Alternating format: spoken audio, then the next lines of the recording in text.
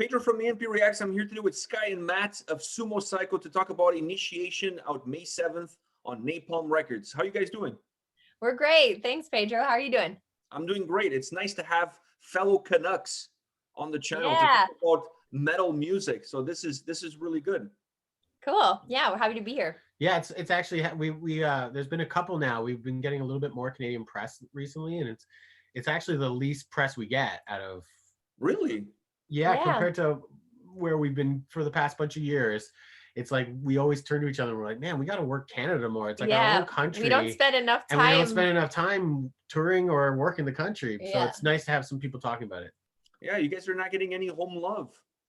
A little bit now, but some of it's our own fault, to be honest. Yeah. It's not like we make it our priority to tour here as much. It's a tough country to It's tour. a vast country. Yeah. It's a very vast country, you know? Yeah, that's true. That's true. And actually, this takes me to my first question that I have for you guys is, being a band from Hamilton, Ontario, does this create certain challenges and difficulties that are very particular to coming from a small place in the big world and in the big country that it is Canada?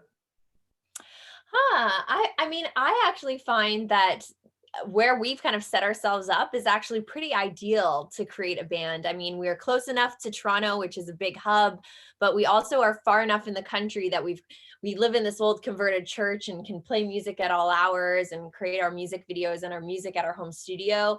And, you know, I think we consider ourselves kind of like citizens of the world in a way, where we look at the world as a big, awesome place to discover. So for us, you know, we get out there and, you know, it doesn't really matter where your home base is, because most of the time you're just in a van somewhere else, anywhere, you know, touring. You're just moving around. Yeah, exactly. No mess. How was the jump for you guys to going into Napalm Records? How did that opportunity came about? How has it been, the transition? I mean, like we've been a little about 10 years. We've been doing lots of tours, and we've kind of always done our thing, and we've grown an independent band. Like we pushed ourselves, and so it's been really interesting meeting Napalm. We met them a couple years ago. They saw us play a couple times. They were interested. We were interested in them, but we were also not really interested in signing a deal too much because we were doing pretty good by ourselves. And they saw us again last year or the year before, I think 2019 with Ginger. With Ginger. And then they seemed way more interested, like good interested, where I was like, oh, they're really starting to talk good deals and understanding what we wanted to accomplish instead of telling what they wanted to accomplish. And so we made a good partnership with them. Yeah, they've really come in and kind of, you know, being an independent band for so long, we've kind of taken care of all the, you know, the paperwork and the details. And it's so nice to have a company come in that actually can take some of that, you know, extra stuff away so we can just focus on the creative. That has really helped. Yeah, for sure. Is the title of the record, Initiation, a little bit of a representation of you guys now moving perhaps from a smaller pond of being an independent band into a band that's now represented by a big label? Yeah, initiation really is that understanding that we know we want to get more people initiated into our world. And it's not so much initiation for us as it is for those people that haven't heard of us after 10 years. So it is true that, you know, having the support of Napalm behind us, we're getting exposed to a whole new crowd of people that just haven't come across us before. And it's been a really, really great thing for finding new fans, but it also comes with, you know, a little bit of a backlash in some ways too. So it's kind of been interesting the last few months rolling with the punches here, but it's been fun so far. It's been great, but that's exactly what initiation means. It's about getting those people to find out who we are and invite them into Sumo Cyco City. And how do you guys define the progression of the band from the first record to where you are now? I mean, you guys have a lot of experience playing live shows, touring. I actually got to see you guys on 2 separate tours. I think back in 2019 when there was still such things as tours. So you guys have a lot of experience. You've been playing together for a very long time, but how do you start to define, looking now at this record, define the progression from the first album all the way to now? Yeah, I don't know what you think, Matt, but for me, it's definitely been everything's a learning experience. And I feel like we've always pushed ourselves to be better performers, better songwriters, a better vocalist, a better producer, a better, you know, guitarist. And I think that that's just a natural progression as you get on more tours, you get exposed to more things. And with this new record, we wrote more songs than we ever have before. We really curated this thing down. When our previous records were like, oh, we have 10 songs, let's just throw them on a record. Yeah, we'd write a song and we'd be like, oh, that's great, we love it, put it on the record. Write a song, put it on the record. This one was one of those like real nurturing, throw it out, rebuild it, throw it out, rebuild it, don't like this, do like that. We really went out of our way to craft a ton of songs and find what we thought was awesome. And I think that the songs that we crafted the most, compared to our old stuff, when I was writing a lot of the riffs, I went out of my way to think about even more about how awesome they would be live, believe it or not. That's how we write, like a lot of, like, I really believe live, we've always been the band that has sold best when you see us live. We sell more CDs when you see us live. We just connect with people better. Our show, we work on our show like all the time. It's a pretty energetic show. We have a lot of little shticks and fun things with the crowds that we really want it to be physical with the crowd and connect. And when we're writing riffs, there's times I'm writing something and I'm like, man, that is just too complicated. No matter how metal and cool that is, it's just not going to come across the way I want it. I want this to bang. So I'll literally be writing stuff where we're like, oh yeah, think about that live. When we go to do that live, we're going to do this. We'll break it down here and we'll get everybody super stoked and we'll build it up to this. So I think we really thought that through a lot more with writing this record. There's a lot of like peaks and valleys. And valleys on it, instead of like our last two, I felt like we're like kind of like a freight train, kind of just going this. And this one has a lot more peaks and valleys, I guess. Yeah. Yeah, this album definitely has a very nice ebb and flow to it. It has a nice fluidity. I mean, there's a lot of diversity in it as well. So Pedro, have you heard the whole thing? You've heard the whole record? Oh yeah. Oh, cool. All right, right on. Yeah, I've spent some quality time on the record last weekend, so I've driven deep into it, and yeah, it has some nice ebbs and flows to it. It's very. I'm not going to say eclectic, but it's very diverse in terms of the approach and execution. And that kind of takes me to my next question, which is, if there's one thing that you feel perhaps sound-wise is different on this album from previous records, what would you say that element is? Ooh, I think we went even more in, not all the way. Like, I think there's a lot of heavy still influences, but I think we went into a commercial pop world in some spots even more than we ever have.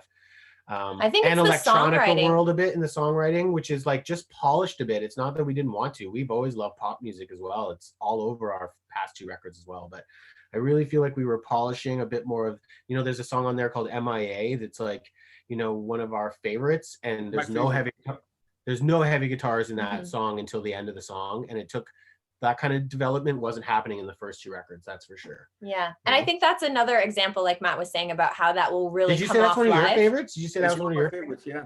That's awesome. Yeah. That's good to know. Thank you. Yeah, I think that's the one thing that we want to do. But think about how that'll be live. Yeah, that's what I was saying. Oh, sorry. Yeah. I was just think saying about that. When we get to that last chorus, Yeah, it builds, obviously. And at the end, you're just like. I didn't mean to interrupt you. Sorry. Yeah. But yeah, that's a perfect example of that. And I think really for this record too is like, I saw those moments that we both looked at each other and said, we need a heavy riff here because we don't feel like there's enough of it, or we need a softer part here because we feel like that's just a time to take a break in the record. And we really thought about that compared to other records. Last two records, it was just like whatever came out, we just went with, and we thought it was great. And we were picky somewhat, but we were a lot more picky. We didn't want to do a third record exactly the same way we did the first two, that's for sure. Mm-hmm. And I know you already touched a little bit on the creative process behind the album as far as you're concerned, how you work on those riffs. Is it predominantly falling on your shoulders, this record, as far as the creative output is concerned? Yeah, like I mean, it's just as much Skye, but I definitely bring the start of the music usually, unless Skye has something that she comes and sings me and like, oh, I'm hearing this, which will spark something. A lot of times I'm by myself and I just, start on my guitar or drums. I love drums as well. And I play drums. And so I'll sit, and once I get a rhythm that I'm liking, then I'll start going. And it usually is a metal guitar, thought like a punk rocker, trying to play samba or like calypso music. That's how I think. I literally go out in that brain. I'm a big Faith No More fan and Mr. Bungle fan back in the day, if you remember those guys. And I love attacking music with the, I love metal, but I don't want to play just metal. I want it to be something more. you know, and that's kind of what I try to think of when we're trying to write. I'll drop these riffs together, I'll send it to Skye or give it to Skye, and Skye will go, I hate this, I like this, I don't like this, I do like that. Listen to this vocal part, listen to this vocal part, and I'll tell her I don't like this, I do like that. And we'll literally just, it's like two rams, you know, you're like two rams in a field just doing this for a while till they're exhausted, and we're like, yeah, that's awesome. And then they lay around in the field and have a beer together, you know. I just find it really interesting, the things that you're sharing with me right now, because listening to the album, and I already recorded a review, I pre-recorded a review, I haven't posted yet, but a lot of the things that you're saying were things that I picked up when I was listening to the album. Like I felt like this record had so many different influences, but it also brought back a sound in terms of how it's put together that I haven't really heard in a very long time. Perhaps since the late 90s, I haven't heard an album that really merges ska, reggae, punk, metal, alternative. I mean, you could throw so many things at you, because I really feel like all of them at some point in time pop up throughout this album. Now, that's great, man. I love hearing you say stuff like this. That's great. When I say these things, sometimes I'm afraid, because I don't know how the artist is going to take, because I don't know exactly what you were thinking when you were. I take it even further. I go like, instead of you, it's not like when, you know, there's some bands out there that you'll hear that do like a ska verse and then they're a punk chorus or this. Like when you're listening to Sumo, you're hearing ska, reggae, punk, dancehall all in one spot, like sometimes where the drummer's doing a dancehall beat, but the bass is playing a reggae rhythm, and then the guitar is playing a metal part while Skye is doing screamo. Like that's the way I think, where I'm like, let's put all of these weird things together, and you really hear them pop out in spots. But you can't call us a ska band, and you can't call us a punk. Like it's impossible to do. And I love that genre. You know? Yeah, it's just impossible. I don't think you can do it. Like you just have to understand the influences that are coming in, that are driving the sound experience, but then forget about labeling the sound experience. You just listen to it. That's it. You know, that's amazing, Pedro. There was one time, the only time it really backfired for us was in New Zealand. We got a review. We were playing in New Zealand, and we played their biggest place called the Power Station, and it was sold out. We were opening for this great band over there called Devilskin. And we'd had nothing but great tours. We sold tons of merch. We have great fans in New Zealand.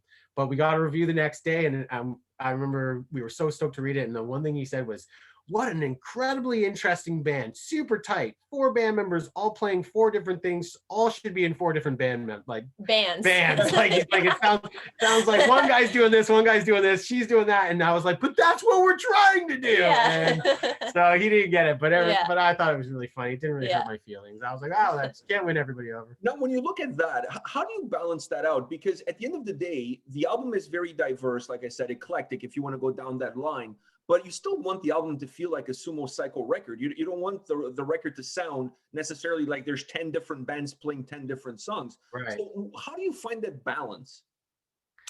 Yeah, I mean, I think at the end of the day, I think it all comes together with the fact that it's just the same. It's the same 2 minds creating everything. I think as long as Skye's, you know, puts her, it really is Skye's the tie-in. That's what it is. It's like, no matter how extreme I can go this way or this way with the music, if once I hand it to Skye, she'll go the other way than what a typical person would do to the music, right? So, you know, if I'm doing this crazy riff, you would almost hear to somebody, oh yeah, you got to do this screamo part or this over it. And I'll be like, no, let's do, what do you got, Skye? Throw me this. And because of it, I think it'll always, no matter what we do musically, the 2 of us will always, it'll make sense, whatever we do, even though how vast and strange, because she comes from this world and I come from that. I think our music always is going to be eclectic. There's going to be some kind of an interesting thing that comes out of us, and I'm proud of it that way. I think it makes for more unique stuff, and some people don't get it. Some people are just like, man, I don't really love it, and I'm like, it's not meant for you then, you know. Yeah.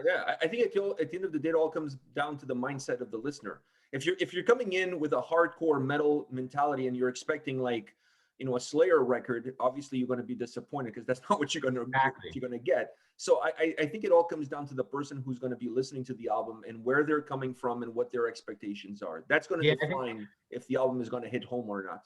Yeah, and I think sometimes it's a shame to see some people have a little bit of a closed mind, thinking, you know, especially when I see people like try to compare us to bands, like this is nowhere near as good as Ginger. I'm like, are you kidding me? Like, do you think we're literally trying to sound like Ginger? Have you listened to that band? Like, there are prog death metal vocals with clean stuff. Like, there's a whole different band here. Why you would try to compare the 2 makes no sense. That's apples and oranges big time. it's okay to say I don't like it, but don't compare the two. That's not what it's about. And I think that stuff happens. And I'm like, why would you? That makes no sense to me to Yeah, compare. I agree with you. I think you can compare influences in terms of saying, well, when I listen to you guys, and I'm going to get that soon, but when I listen to you guys, I can feel some vibes of this band, or I can feel some vibes of that Yeah. band. But once again, your sound is so unique in its own eclecticness that I don't really think you can just narrow it down to one band or to one approach or to one genre. Sure. And I only use Ginger as an example. We've toured with them, beautiful people, amazing to us. But I know that there's other bands that do sound a lot closer to Ginger than what we do.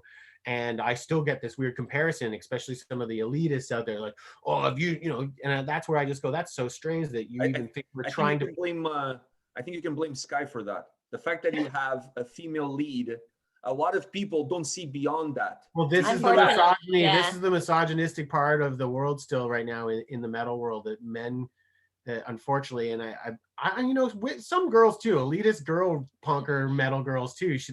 I see some of those on the boards just going, what's this pop girl doing in the scene? And I'm like, you just have to have a little bit open mind. We're not just trying to do exactly what everybody else is doing. And to me, it does feel a little uneducated to just go in at the first thing you see is like, oh, there's a female. Oh, it must be like another female band. It's such a surface way of looking at music. Like, you're obviously not diving deeper than just the first visual you see. Like, there's so much underneath it that, you know, makes bands special, and what makes bands like Ginger different than bands like us. And you really have to actually be kind of ready and willing to jump in the deep end and explore the music a bit more. And we've got thick skin. We're used to when we hear the people do that. I just think it's, you know, it's just one of those things where it's incredible that we still think that way, of going like, oh, there's a girl in the band, so we get it about the fact that Skye likes to do a lot of crazy fashion. Skye likes to show off. She's not the kind of girl that just throws on a leather jacket, and, you know, we're band members, you know, we throw on our shirts and our hoodies, but she's a flashy girl. She likes that stuff. So we get dudes that, you know, just because she's wearing a bikini top, which is totally fine to have models do it, people do it at the beach everywhere, but because it's in a music video, although Beyonce to any other artists have done it, because it's not metal, maybe to them, it's wrong, or they want to diss her for it. And I think that's a misogynistic attitude. I think that's ridiculous. And I hate to use the word, but it's just true. It's like, yeah, but I think it's a girl's talent just because she decides to wear something. That's yeah, there's definitely truth in that statement. And I think that's where the comparisons come from, is people associated to a band that they know, either be Arch Enemy or Ginger, whatever it is, whatever their preferences are, when they see you guys coming on stage, that's where their heads are going to go. It maybe they don't do it on purpose, but it's happening. Regardless, it's getting there. And maybe we're talking about how eclectic the sound is. Do you guys feel like that's one of the major strengths of this album? Yeah, 100%. I mean, we always call it like, you know, is that Sumo Cyco enough? And it's almost, when I say that to Matt when we're writing a song, it's like, did we put enough twists and turns and genres into the song? Because that to me is what makes our sound is the eclecticness and that mashup, you know, with a song that just feels to one tone or one genre. It doesn't feel like us. It was interesting when we wrote with Kane Churko in Vegas, that the song Overdrive and the song Vertigo, both those songs were worked with and co-written for the first time with Kane Churko out of Las Vegas. And Kane's done stuff with Ozzy and In This Moment and Papa Roach. And he's just really good at honing in on your craft that you do from an outside point of view and going, here, let's just shape this a little more this way so that we can try and go a little more scale, a little bit more commercially in some ways. So it was interesting, this one, to write with somebody like that took some of our chaos and tried to help hone our chaos a little bit. And I think he did a good job, because I still think we got our chaotic cool riffs that we like, that we do, and our dance hall parts that we like, and he's figured out how to shape us a bit. So what was really cool is doing the two songs with him, we walked away from this there and implemented some of his attitude of how to attack songs into the rest of our record. Moving a little bit away from the sound now, because I think we've given you enough credit. So let's move. Yeah, thank you, Pedro. Let's move over to Skye a little bit. When I was listening to the album, and forgive me if you're going to be offended by this, I don't think you are, but just in case, I just want to put this up front. When I was listening to this album, if there was two influences that I felt coming from you, was Gwen Stefani and Tatiana from Ginger, and then somewhere in between, there's also something that's unique to you. So listening to this record from a vocal perspective, I felt at times, if I closed my eyes, I was listening to Gwen Stefani. And sometimes I could feel some Tatiana hints, specifically with the clean vocals. And then somewhere in between, there's a bigger piece of you. Let's put it that way. Are you okay with that way of categorizing your vocals on this record? I mean, I'd be lying to say if I wasn't completely a huge fan of Gwen Stefani and Tatiana. Both of them are awesome artists, and we did go on tour with Ginger, it's hard not to get influenced a bit, and she is one powerful vocalist, and especially with her screams are really, obviously no one can really compare her to any other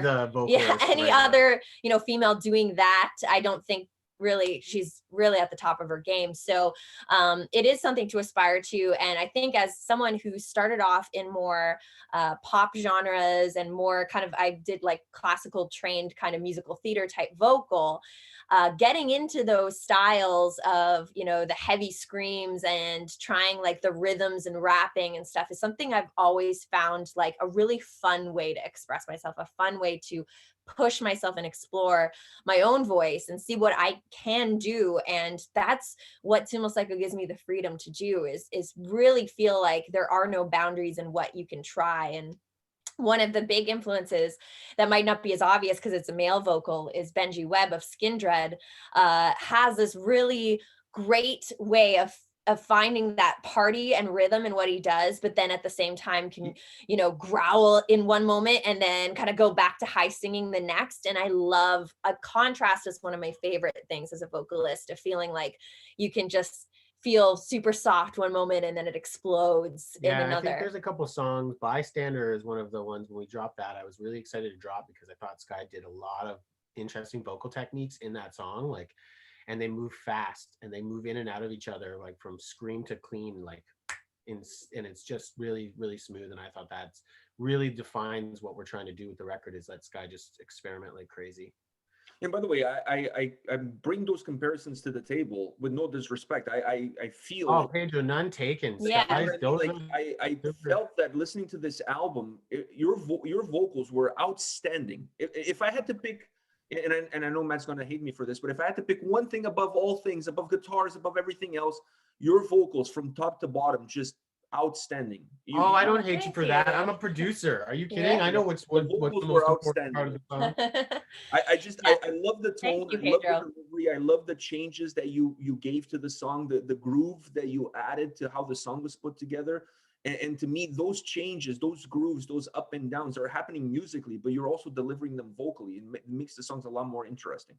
Well, thank you. Yeah, that's something I think Matt pushes me hard in the studio when I attack a song the first time. It's that we never use that because I usually need to go all the way left, all the way right, and then find somewhere in the middle where it's the perfect mix. Sometimes I need her to show me her idea dialed in already, where I need her to scream, like, don't just like commit to your idea when you're showing it to me. Don't just kind of hum it to me. Like Skye will be like, oh, what is this? Blah, blah, blah. I'm like, dude, let me see it because I can't even hear it. And then she'll go off and I'm like, yeah, now I'm sold. Like, it's a very important, like vocals are the most important thing in any song. So if you can't connect to it. So I think, watching her go like this and hearing all the things, I just get really excited because I consider myself, a bit of an elitist myself, a bit of a bro guy, that I don't listen to a ton of women artists myself. But when I find one that kicks ass and I love and sticks out, I think they're the best and I worship it. And I think I'm always trying to find, when we're producing and working with Skye and she's coming up with her vocals, I'm trying to find that thing that guys like me can see past and go, yeah, I really like this girl because she's doing all this cool stuff. And she just always amazes me with her vocal ideas. We have different names for them, like the record scratch vocal, where Skye can do this weird pitch thing where her voice will go from here to here, and it sounds like somebody's just scratching a record, but it's her. And all these different techniques that she's developed that I just love when we're recording. And we'll be like, try it like this now. Try it like this, try it like this. And she'll just boom, boom, boom. And it's all these different ones. And I'm like, it's fun. It's like, he's like, try it like you're Nicki Minaj, or try it like you're Gwen Stefani, or try it like you're, Benji Webb from Skindred, and it always brings out different characters and different sides of my voice, which is really fun to play with. And yeah, so I appreciate that. It's been fun developing the Sumo Cyco sound with my voice. Yeah, she's definitely got her shit together. Now, from a lyrical perspective, how much of the lyrics impact your choice as far as approach to the vocals in terms of giving those ebbs and flows of those ups and downs? How much of that comes from what you're singing about? Yeah, well, it's an interesting question. I always put melody first beyond any lyrics. To me, it's all about the rhythms and the melodies, and those have to be super strong to me. So if a lyric doesn't fit, usually what will bend is the lyrics before the melody will bend. But sometimes lyrics can help inspire a really interesting melody that you didn't even think that would fit. If I have like a, sometimes I'll run on a tangent, like when I'm writing a song, and I'll just write a bunch of different words and ideas, and then I'll just kind of look at that page and kind of recite those words in different ways and rhythms over the song, and then one of them will click right where the melody just feels like it really works. Mine's syllables. Everything's the syllables. So like if the word, no matter how cool the word is, if it can't fit syllable wise to the rhythm, we got to find something else. And because rhythm is just, that's an old school thing from me. I believe certain bands have, there's just amazing songs out there that I connect with, but it's rhythmically, like it has to sit in me really well to even want to hear the lyrics. You know what I mean? I need to feel the groove first. I'm still that guy before I even give the vocalist a chance. That first opening riff is everything. So to get that's what hooks you. I mean, that's what hooks you. Yeah, absolutely. Do you guys have a favorite song on this album? You mentioned that you really like. You know what? Right? I love all of them because we're biased. So I do love. There's a piece of everything. Bystander one is one of my favorites. I love that one. I think it really is our craft. Like that's what Sumo Cyco is, the epitome. If somebody said, "What's Sumo Cyco sound like?" I'd be like, "Check out Bystander." That's kind of what we're about. We have everything. And I love the song Cyclone on there. It's pretty wild, and it has a bunch of same thing, a lot of different things that Sumo would do. And Run with Giants. I think those three are like probably my favorite on the record. Yeah, my favorite's a new one coming out. I really love Bad News. It was one of those instrumentals that Matt had given me really early on that I tried maybe, I don't know, 5 or 6 different vocal ideas over, and nothing really clicked for him. He was just like, no, it's not really doing it for me. And I don't even think he really liked the instrumental enough until I found the right thing that fit with it. And I was like, this is going to work. And when it came together, it really came together. And I'm always a fan, unfortunately, I always want to try to get as much as myself on every song as possible. It's just an instinct I have to fill up every space with like some type of idea. Whereas a lot of the times Matt's telling me, Skye, just let the music breathe for 1 second. And live, you're going to appreciate having these 2 bars to actually I'm always saying, like live, take your breath in. But with Bad News, I kind of get to go off lyrically. It's just spitting, just letting it go. And I love fitting tons of words into songs. But you really don't realize how screwed you are live. I've already thought about this one because you're doing all your raps. And you're like, blah, blah, blah, blah. There's no break before the chorus. You're literally going to have no air. I'm with Matt on this one. Cyclone, MIA, and Run with Giants. Those are my 3 favorite. Run with Giants, my absolutely top one of the record. That's awesome. That's probably one of the, when we first wrote that, I was like, I love everything we were doing in that. I just feel like that's Sumo Cyco. Yeah, that's such a great track. Just so much energy. One last question for you guys. If you have to look at this album and then look at yourselves, what part of your personality is better represented within this record? Well, I always find that within writing a record and within writing the songs, that's a good question. It is almost like I'm telling my future self or my past self something about myself by like the power that I can kind of harness when I'm in the studio and I'm creating something is more powerful than me, I think, in my everyday life. So when I can channel that, I feel my best. It's like when you write a kick-ass song and you listen to it, it's like it makes me feel so much better about myself when I can listen to that and be like, yeah, that is awesome. Like I did that. And I think it's like the ultimate confidence and, superhuman person that you want to be, I think comes through to me in the music. And I think What do you feel? Mine is, I feel like personality wise, my spontaneity and unpredictableness is in there. That's why you get the riffs, and the way the music's written is when, especially when I'm out and about. Skye and knows very well when we go out, it can be quite an good adventure when we get going, because I just like to be spontaneous and try to do anything we can and meet anybody we can and go on adventures. So I feel like that's what our music's about too. Yeah, it is a sense of adventure. I think we both really have that. It's an interesting question because I've never really thought about it like that. But like that's Matt and I are honed in. I was like, yeah, what Matt is and it I about us? I'm like, are huge about just like, you know, we love finding abandoned buildings and like going exploring and just kind of like spending a day where you have no idea what you're going to get into. You just start walking down a road and you're like, where are we going? We don't know. We're just going to try it. And that's what we do with music too. We're not afraid of the unknown. Half the time when we're touring, we just want to explore, right? You get a day off, every country, every city you roll into, there's something new in it. And I feel like I'm always the guy want to be like, oh, what can we do here? What is there, right? And I'm looking up places like, oh, we got the afternoon off, there's this museum or this graveyard we can go see. And I love that way, and I feel like that's how my brain works, and I party pretty hard like that when I'm just like, let's go for it. Yeah, we work hard and party hard. So I think we write music that way. We want to be exciting, and I don't want people to just know every single turn that they're going to make with us when they're listening to us. Yeah, catch them off guard a bit. Yeah. Well, fellow Canucks, thank you very much. This couldn't have gotten any better. I mean, I always love having Canadians on the channel. I mean, we're so close. I can almost. Well, wait, it could have gone better. Where's A? We got P, but we don't have A. I know he's homeschooled, so he's doing his home classes right now on his laptop. Oh, that's good. I got you. Well, say hi for us. Yeah, please do.